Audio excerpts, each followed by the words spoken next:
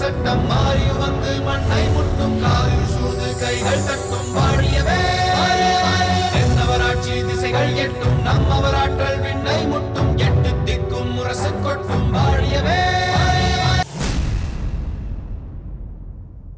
அதுதானே பார்த்தேன். என்றும் இல்லாத அதிசயமாய் இன்று நீ பாண்டிய நாட்டின் வரலாற்றை பற்றி பேச ஆரம்பித்த உடனேயே நான் யோசித்திருக்க வேண்டும் எதற்காக நீ இதை பேசுகிறாய் என்று. நான் கேட்டது தவறென்றால் அதை பற்றி பேச வேண்டாம். ஆனால் இந்த வரலாறுகள் பொய்யில்லையே. நிச்சயமாக பொய்யல்ல. நமது வரலாறுகள் என்றுமே புனைந்துரை அல்ல. பாண்டிய மரபின் சிறப்பும் பொய்யல்ல. ஆனால் மூவேந்தர்கள் ஒவ்வொருவருமே தாங்களே மற்ற இருவரையும் விட பேரரசர்களாக இருக்க வேண்டும் என்ற பேராசை கொண்டவர்களாக ஒருவரை ஒருவர் அடக்கி ஆள முயன்றார்கள். ஒரு நேரம் சேர மன்னரின் ஆதிக்கம் சோழ பாண்டியர் மேல் செலுத்தப்பட்டது என்றால், மறுநேரம் சோழ பாண்டியரின் ஆதிக்கம் சேர நாட்டை அடக்கி ஆண்டது. இப்போது நாம் தனியாட்சி நடத்தி கொண்டிருக்கிறோம் என்றாலும் நாம் பேரரசல்ல. பெருங்காயம் இருந்த பாண்டம் என்பது போல் அந்த வாசம் வீசிக்கொண்டிருக்கிறது. அவ்வளவுதான். நிச்சயம் நீங்களும் பேரரசராக ஆட்சி செலுத்தும் காலம் வரும் பிரபு. ஆனால் நான் அப்படி ஆகிவிடக் கூடாது என்பதற்காக சதி செய்கிறார்களோ சோழ பாண்டியர்கள் என்ற சந்தேகம் எனக்கு ஏற்படுகிறது. சமாதானம் பேசுகிறேன் என்று வந்துவிட்டு என்னை சாய்த்துவிட முயற்சிக்கிறான் பாண்டிய இளவரசன் என்றால் அவனுக்கு பின்னால் இருந்து யார் இதை செய்கிறார்கள் என்று யோசிக்க வேண்டாமா? நானும் அதைத்தான் சொல்கிறேன் பிரபு. பாண்டிய இளவரசருக்கே தெரியாமல் அவருக்கு பின்னால் இருந்து யாரோ இதை செய்திருக்கலாம் என்றும் நீங்கள் யோசிக்க வேண்டாமா? ஏன் அப்படி சொல்கிறாய்? தங்கள் மீது பகை கொள்வதற்கு யாருக்கும் எந்த காரணமும் இல்லை. சோழ மன்னரிடம் சம்பந்தம் பேச சென்றீர்கள். அதற்கான சூழல் அங்கு இல்லை. இதில் அவர் தங்கள் மீதோ தாங்கள் அவர் மீதோ வருத்தப்பட ஏதும் இல்லை. பாண்டிய மன்னருக்கும் உங்களுக்கும் இடையில் எப்போதுமே எந்த பிரச்சனையும் இருந்ததில்லை. இந்த நிலையில் அவர்கள் ஏன் இப்படி செய்ய வேண்டும்? அப்படியானால் யார் செய்திருப்பார்கள் என்கிறாய்? யார் செய்திருந்தாலும் நிச்சயம் இதில் பாண்டிய இளவரசருக்கு எந்த சம்பந்தமும் இருக்க முடியாது. சோழரோ பாண்டியரோ உங்களோடு பகை கொண்டால் முறையாக போர் அறிவிப்பு செய்துவிட்டு நேருக்கு நேர் போர்க்களத்தில் சந்திப்பார்களே தவிர இப்படி மகனை மருமகனை அனுப்ப மாட்டார்கள். அதனால் அவன் உயிருக்கே ஆபத்து நேரும் என்பது அவர்களுக்கு தெரியாதா?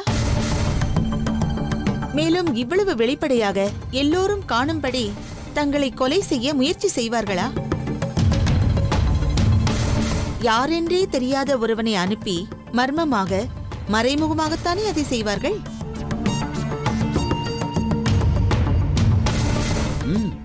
நீ சொல்லும் காரணங்கள் பொருத்தமாகத்தான் இருக்கிறது. இதன் மூலம் நீ என்ன சொல்ல வருகிறாய்? யாரோ சதி செய்கிறார்கள் என்பதில் சந்தேகம் இல்லை. ஆனால் அது உங்களுக்கு எதிரான சதி அல்ல. இளம்பழுதிக்கு எதிரான சதி. தங்கள் முன்னிலையில் அவரை குற்றவாளியாக்கி அதை காரணமாக கொண்டு இரு பேரரசுகளை தங்களுக்கு பகைவர்களாக்கும் முயற்சிக்கும் சதி. நீ ஒரு தாய் அல்லவா? அதனால் இளம்பழுதி போன்ற ஒரு பிள்ளைக்கு இப்படி நேர்ந்து விட்டதே என்ற ஆதங்கத்தில் பேசுகிறாய். ஆனால் என் கண் முன்னால் நடந்த நிகழ்ச்சியை என்னால் எப்படி மறக்க முடியும்? ஆனால் உன் வாதத்தில் நியாயம் இருக்கிறது என்பதை ஒப்புக்கொள்கிறேன். அதை பற்றி யோசிக்கிறேன்.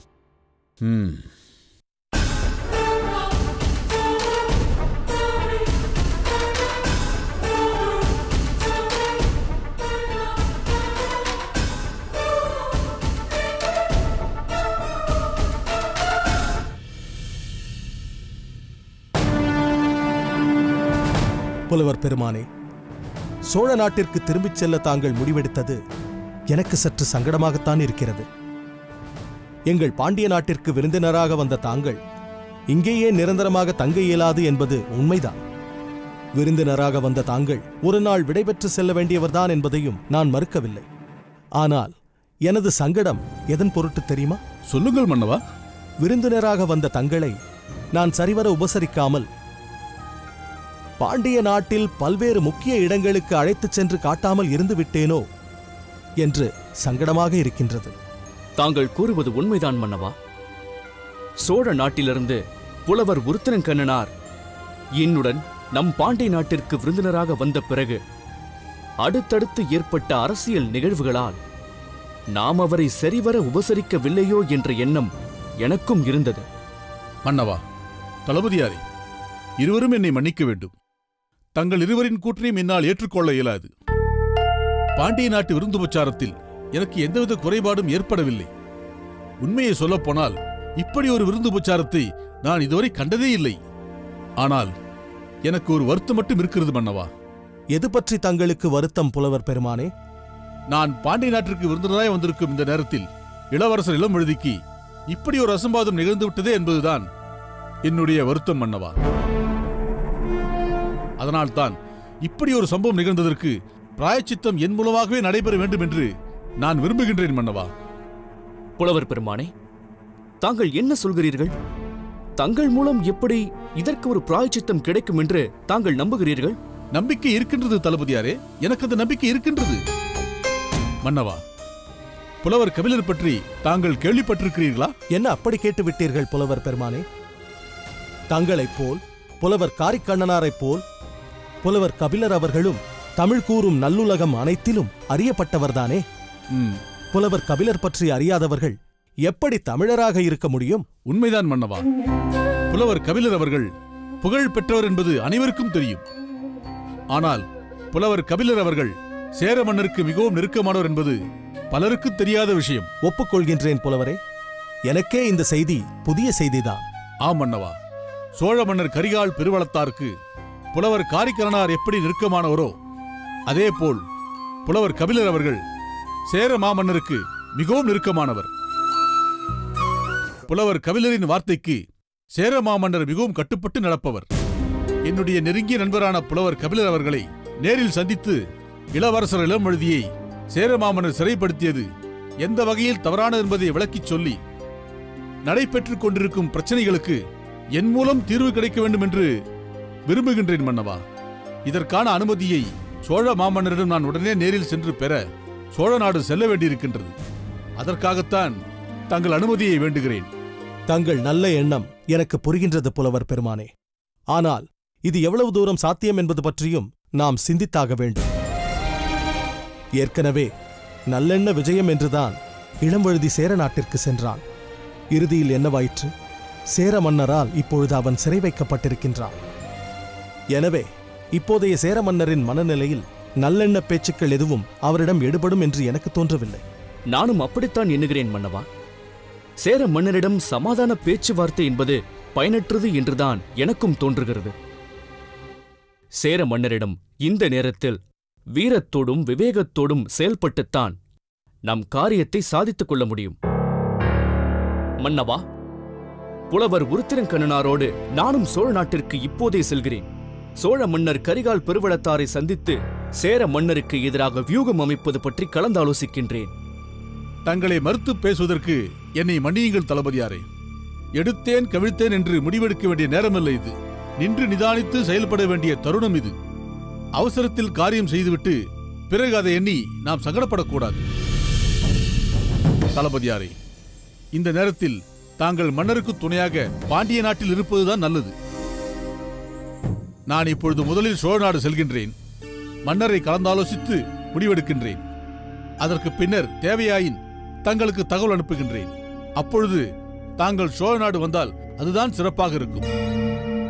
இதை பற்றி தாங்கள் என்ன சொல்ல விரும்புகின்றீர்கள் மன்னவா? தங்கள் கருத்துப்படி நடப்பதைத்தான் நானும் விரும்புகின்றேன்.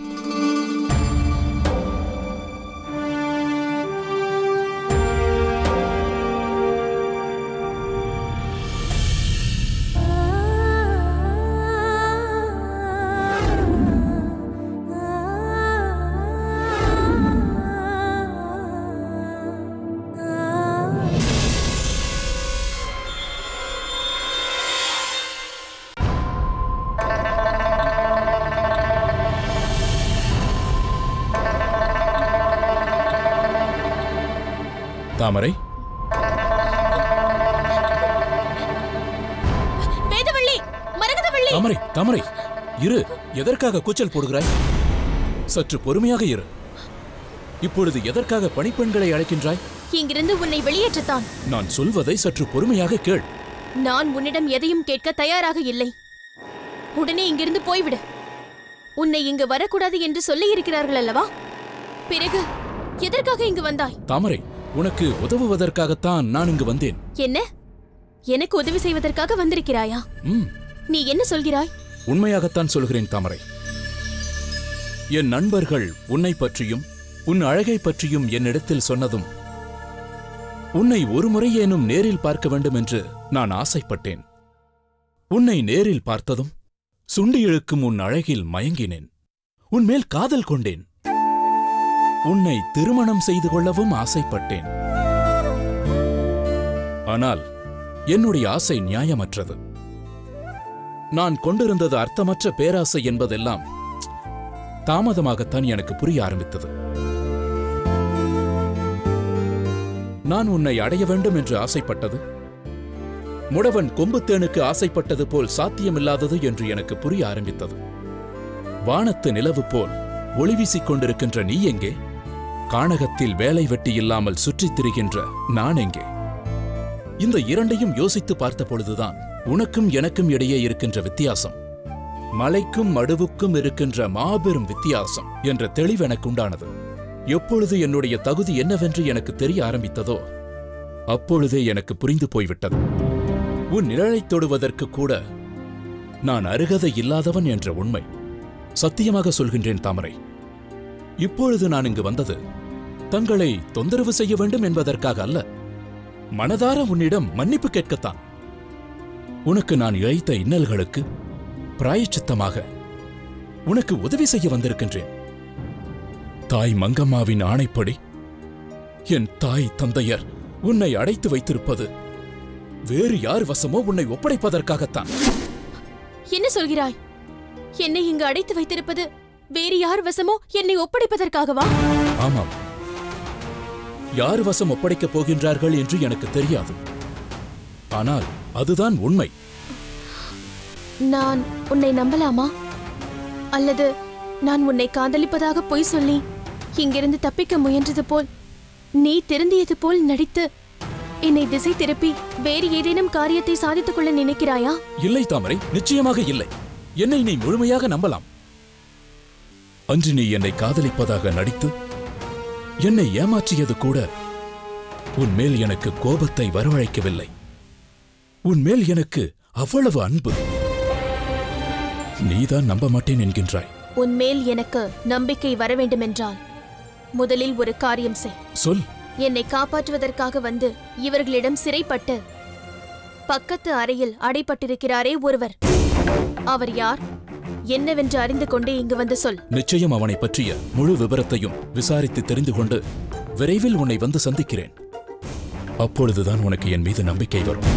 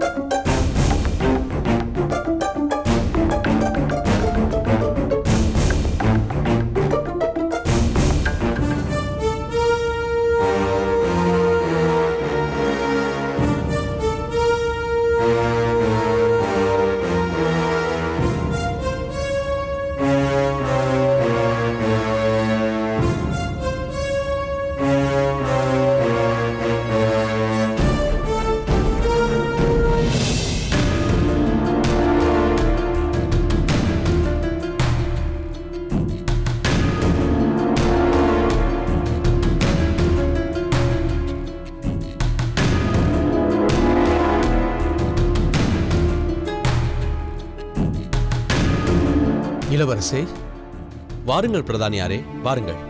இப்படி அமருங்கள். தாங்களும் அமருங்கள். இளவரசே, தங்களின் செயல் கண்டு நான் மிகவும் வியப்படைகிறேன். ஏன்? சேர நாட்டில் தாங்கள் பகைவராக கருதப்பட்டு சிறைப்படுத்தப்பட்டிருக்கிறீர்கள். தனி அறையில் காவல் காக்கப்படுகிறீர்கள். ஆனால் தாங்கள் அதை பற்றி சிறு சலனம் கூட இல்லாமல் தங்கள் அரண்மனையில் தங்களுக்குரிய அறையில் வரவேற்பது போல் என்னை அழைத்து உரையாடுகிறீர்களே. எங்கே இருந்தால் என்ன? நமது மனதில் தெளிவிருந்தால் எல்லா இடமும் நமது இடம்தான். எந்த சூழ்நிலையில் இருந்தாலும் தங்களைப் போன்ற ஒருவர் என்னை தேடி வரும்போது அவர் மதிக்கத்தக்கவர்தான். நான் அப்படி என்ன செய்துவிட்டேன்? அவையில் நான் கூறிய ஒவ்வொரு கருத்தையும் அதன் தன்மையை உணர்ந்து ஆமோதித்தவர் தாங்கள் மட்டும்தானே? தமிழகத்து மன்னர்கள் ஒருவருக்கொருவர் போராடிக் கொள்வது சரியல்ல என்று நான் சொன்னபோது தாங்கள் தமிழ் மன்னர்கள் ஒன்றுபட்டு நின்றால் உலகமே அவர்களுக்கு அடிபணியும் என்றீர்கள். மூவேந்தருக்குள் பிரிவு இருக்கக்கூடாது என்று நான் சொன்னபோது தாங்கள் இரு நாடுகளுக்கிடையில் இருக்கும் வேற்றுமையை நீக்குவதற்காக மட்டும் வரவில்லை, தமிழகமே வேற்றுமையின்றி ஒன்றுபட வேண்டுமென்ற உயர்ந்த நோக்கத்தோடு வந்திருக்கிறேன் என்றீர்கள். எல்லாவற்றுக்கும் மேலாக சேர மன்னர் என்னை சிறைப்படுத்த முயன்றபோது அங்கிருந்த அனைவரும் அதை பொருட்படுத்தாமல் விலகியிருக்க தாங்கள் மட்டும்தான் குறுக்கிட்டு அந்த பதட்டமான சூழ்நிலையிலும் நான் அப்படி செய்திருக்க முடியாது, என்னை சிறைப்படுத்துவதால் பேரரசுகளின் பகைக்கு ஆளாக நேரும் என்று அப்படி ஒரு அசம்பாவிதம் நடக்காமல் தடுத்துவிட முயற்சி செய்தீர்கள். இளவரசே, அவ்வளவு சங்கடமான சூழ்நிலையில் கூட தாங்கள் நான் கூறிய ஒவ்வொரு சொல்லையும் ஆழ்ந்து கவனித்திருக்கிறீர்கள் என்றால் தாங்கள் எவ்வளவு தெளிவான மனநிலையில் எப்போதும் இருக்கிறீர்கள் என்பது புரிகிறது. இத்தகைய சிறப்புக்குரிய தங்களை எங்கள் மன்னர் இதுபோன்ற அறைக்காவலில் வைத்திருக்கிறாரே, இதை பார்க்கும்போது வேதனையாக இருக்கிறது. அவர் என்னை இத்தகைய அறைக்காவலில்தானே வைத்திருக்கிறார், சிறைக்காவலில் வைக்கவில்லை அல்லவா? எவ்வளவு எளிதாக இந்த நிலையை ஏற்றுக்கொள்கிறீர்கள். இருந்தாலும் தங்களை இப்படி அடைத்து வைத்திருப்பதை என்னால் தாங்கிக் கொள்ள முடியவில்லை. பிரதானியாரே, நடந்த நிகழ்ச்சியை ஒரு முறை நினைத்து பாருங்கள். இரு நாடுகளுக்கிடையில் சமாதானம் பேசும் நல்லெண்ண தூதுவனாக வருகிறான் ஒருவன். மன்னரும் அவனை வரவேற்று உபசரிக்கிறார். அந்த நேரத்தில் அவனோடு வந்த 4 பேர் மன்னர் மீது பாய்ந்து அவரை கொல்ல முயல்கிறார்கள் என்றால் என்ன தோன்றும்? அவனே அப்படிப்பட்ட திட்டத்தோடு அங்கு வந்திருக்கிறான் என்றுதானே தோன்றும். இதில் சேர மன்னர் மீது நாம் வருத்தப்பட என்ன இருக்கிறது? நீங்கள் சொல்வதெல்லாம் சரிதான். இருந்தாலும் என்ற பேச்சிற்கே இடமில்லை. நானாக இருந்தாலும் இப்படித்தான் செய்திருப்பேன். ஏன், நீங்களாக இருந்தாலும் அப்படித்தான் செய்திருப்பீர்கள். மன்னர் தன் அவையிலேயே தன் உயிருக்கு ஆபத்து ஏற்படுத்த முயற்சி நடந்தது என்ற சூழ்நிலையில் அப்படி நடந்து கொண்டதற்காக நாம் வருத்தப்பட ஏதுமில்லை. சேர மாமன்னர் எத்தகைய பாரம்பரியத்தில் வந்தவர், எத்தகைய சிறப்புகள் கொண்டவர் என்பது எனக்கு தெரியாதா என்ன? முரஞ்சியூர் முடிநாகராயர் உதியம் சேரலாதனை பாடிய ஒரு பாடலின் சில வரிகள் போதுமே சேரரின் பெருமையை பறைசாற்றுவதற்கு. அது என்ன பாடல் இளவரசே? மண் திணிந்த நிலனும் நிலனேந்திய விசும்பும் விசும்புதை வருவழியும் வழித்தலையிய தீயும் தீமுரணிய நீரும் என்றாங்கு ஐம்பெரும் பூதத்து இயற்கை போல போற்றார் பொறுத்தலும் சூழ்ச்சிய தகலலும் வலியும் தேரலும் அழியும் உடையோய். இளவரசே, நான் போதுமான அளவிற்கு இலக்கிய பயிற்சி உள்ளவன்தான் என்றாலும் இந்த பாடலில் இடம்பெறும் நிலம், வானம், காற்று, நெருப்பு, நீர் ஆகியவை எவற்றை குறிக்கின்றன என்பது புரியவில்லை. நிரல் நின்று என்ற இலக்கணப்படி இவை அமைக்கப்பட்டிருக்கின்றன. நிலம் சேர மன்னரது பொறுமையையும், வானம் அவர் விரிவாக எதையும் ஆராய்பவர் என்பதையும், காற்று அவர் விரைந்து செயலாற்றும் வலிமை பெற்றவர் என்பதையும், நெருப்பு அவர் நீதியை வழங்குவதில் நடுநிலை தவறாமல் இருப்பவர் என்பதையும், நீர் அவரது அருள் பொங்கும் உள்ளத்தையும் குறிக்கிறது. சேர நாட்டில் வாழும் நாங்கள் கூட சிந்தித்தறியாத பாடல்களை தாங்கள் எவ்வளவு அருமையாக சொல்கிறீர்கள். வள்ளல் தன்மையோடு தானே கவிபாடும் புலவராக இருந்தவர்கள் அல்லவா சேர மன்னர்கள்? பாலை பாடிய பெருங்கடுங்கோ அதற்கு ஒரு உதாரணம் அல்லவா? கதிரவனுக்கு நிகரான காவலன் என்று சேரமான் கடுங்கோ வாழியாதனை கபிலர் பாடவில்லையா? கபிலர் தன்னை பற்றி பாடிய அரிய பாடலுக்கு மகிழ்ந்து 100,000 காணம் பொன்னும் குன்றேறி நின்று கண்கண்டவரை உள்ள நாடும் கபிலருக்கு அவர் அளிக்கவில்லையா? ஆஹா, அத்தகைய மரபில் வந்த சேர மன்னர் கவிஞரான பாண்டிய இளவரசரை இப்படி துன்புறுத்துகிறாரே என்பதை எண்ணும்போது என் மனம் பதறுகிறது. நாங்கள் உங்களுக்கு இழைத்த இந்த தீங்கிற்காக எங்களை மன்னித்து விடுங்கள். பிரதானியாரே, ஏன் இப்படியெல்லாம் பேசுகிறீர்கள்? நான் தான் இதனால் எனக்கு எந்த பாதிப்பும் இல்லை என்கிறேனே. இப்பொழுது நாம் செய்ய வேண்டியதெல்லாம் ஒன்றுதான். என்னவென்று சொல்லுங்கள் இளவரசே. சோழ நாட்டிலிருந்து எனது பாதுகாப்பிற்காக அனுப்பப்பட்ட அந்த 4 வீரர்கள் யார்? அவர்கள் உண்மையிலேயே பார்த்திபன் அனுப்பிய ஆட்கள்தானா? இடையில் வேறு ஏதாவது ஆள் மாறாட்டம் நடந்துவிட்டதா என்பதை கண்டுபிடிக்க வேண்டும். தாங்கள் சொல்வது சரிதான் இளவரசே. அதற்கான முயற்சியில் நானே ஈடுபடுகிறேன். இடையிடையே வந்து தங்களை சந்தித்துவிட்டு போகிறேன். வருகிறேன் இளவரசே. இளவரசே, சொல்லுங்கள். இங்கு தங்களுக்கு தரப்படும் உணவு முதலானவற்றில் எந்த குறையும் இல்லையே? ஒரு குறையும் இல்லை. நான் தங்களுக்கு செய்யத்தக்கது ஏதேனும் இருந்தால் சொல்லுங்கள். ஏடும் எழுத்தானையும் கொண்டு வந்து தர முடியுமானால் ஏற்பாடு செய்யுங்கள். ஆஹா, உடனே செய்கிறேன் இளவரசே. சிறையில் மலர்ந்த கவிதைகளாக அவை உருவாகட்டும். வருகிறேன் இளவரசே. வாருங்கள் பிரதானியாரே.